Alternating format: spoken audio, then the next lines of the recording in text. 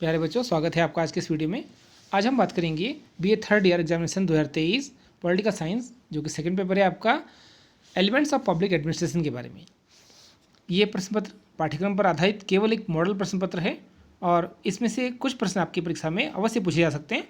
तो इस पेपर को आप एक बार ध्यान से देख लीजिएगा। मैं Arun Kumar, assistant professor political science, government PG college Joshimath, आपका आज के इस वीडियो में स्वागत करता हूँ।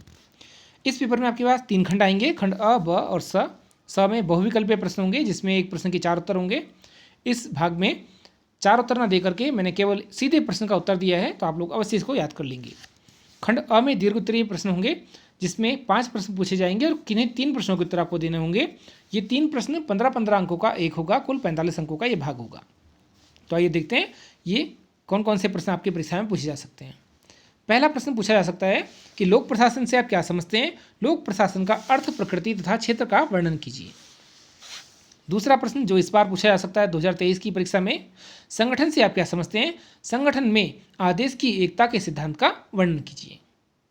इसके अलावा एक प्रश्न और बहुत ज़्यादा पूछा जाने वाला है, वो है मैक्स वेबर के नौकरशाही सिद्धांत का वर्णन कीजिए। प्रश्न संख्या 4, बजट किसे कहते हैं? बजट निर्माण की प्रक्रिया का वर्णन कीजिए। पांचवा और अंतिम जो प्रश्न पूछा जा सकता है वह है ओम्बुड्समैन या लोकपाल एवं लोकायुक्त संस्था से आप क्या समझते हैं? लोकपाल संस्था में सुधार हेतु सुझाव दीजिए, जिसे आप ओम्बुड्समैन कहते हैं। इसके बारे में आपने बताना है। खंड ब के अंतर्गत आपको कुल 8 प्रश्न दिए जाएंगे और सभी प्रश्न आपका के द्वारा किया जाना अनिवार्य होगा। इसमें पहला प्रश्न पूछा जा सकता है, लोक प्रशासन तथा निजी प्रशासन में अंतर बताइए। दूसरा प्रश्न, लाइन तथा स्टाफ संस्था को समझाइए। तीसरा प्रश्न, पद सोपान के सिद्धांत का वर्णन कीजिए। चौथा प्रश्न, प्रशासन में भ्रष्टाचार की समस्या का वर्णन कीजिए। पांचवा प्रश्न, नियंत्रक एवं महालेखा परीक्षक के अधिकार एवं कर्तव्य बताइए। प्रश्न संख्या 6, ई गवर्नेंस को समझाइए। प्रश्न संख्या 7, लोक प्रशासन की प्रमुख चुनौतियों का वर्णन कीजिए। और अंतिम प्रश्न जो पूछा जा सकता है इस वर्ष, ऑडिट या लेखा परीक्षा से आप क्या समझते हैं? समझाइए। आइए अब देखते हैं तीसरे और अंतिम प्रकार के प्रश्न जो कि बहुविकल्पीय प्रश्न होंगे। इसमें कुल 15 प्रश्न पूछे जाएंगे।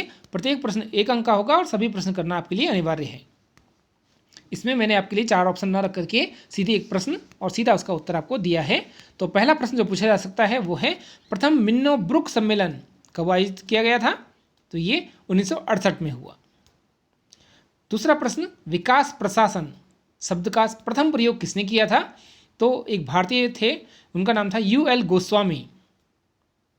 तीसरा प्रश्न जो पूछा जा सकता है, सामान्य उद्देश्य की प्राप्ति के लिए मानवीय सहयोग का नाम संगठन है, किसने कहा था? तो इसका सही उत्तर होगा मोनेरेले। चौथा प्रश्न जो परीक्षा में पूछा जा सकता है, पोस्ट कोर्ब में पी का अर्थ क्या है? तो पी का अर्थ है प्लानिंग। ये प्रश्न इस प्रकार से भी पूछा जा सकता है कि पोस्ट कोर्ब का जनक कौन था? तो आपने याद रखना है लूथर गुलिक। प्रश्न संख्या 5 है, पद सोपान को स्केलर प्रक्रिया किसने कहा था?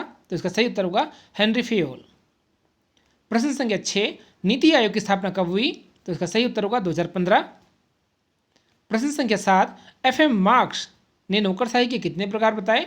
तो ये 4 थे, अभिभावक नौकरशाही, जातीय नौकरशाही, संरक्षक योग्यता नौकरशाही एवं योग्यता नौकरशाही। प्रश्न संख्या 8 पूछा जा सकता है, नौकरशाही के प्रमुख आलोचक कौन कौन थे? तो रैमजे म्योर और लॉर्ड हिवार्ड ये इसके प्रमुख आलोचक थे। लॉर्ड हिवार्ड ने नौकरशाही को नवीन निरंकुशता कहकर पुकारा था और रैमजे म्योर ने कहा था कि नौकरशाही मंत्रिमंडलीय उत्तरदायित्व के आड़ में पनपती है।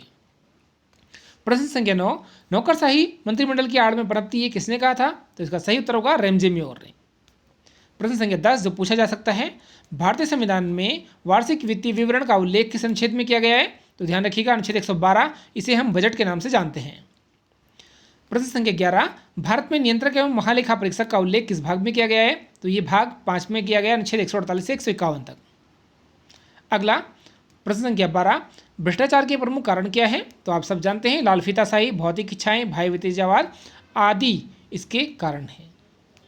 इसके अलावा प्रश्न संख्या 13, ओम्बुड्समैन की अवधारणा किस देश से ली गई है? तो ये 1809 में स्वीडन से ली गई है।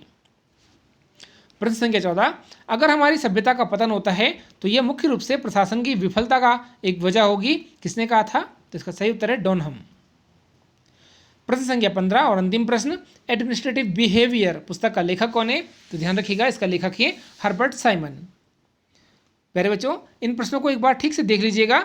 आप चाहें तो इसका स्क्रीनशॉट भी ले सकते हैं और ये प्रश्न आपके परीक्षा में अवश्य काम आएंगे। आपको उज्जवल भविष्य की शुभकामनाओं के साथ आज के लिए इतना ही। धन्यवाद।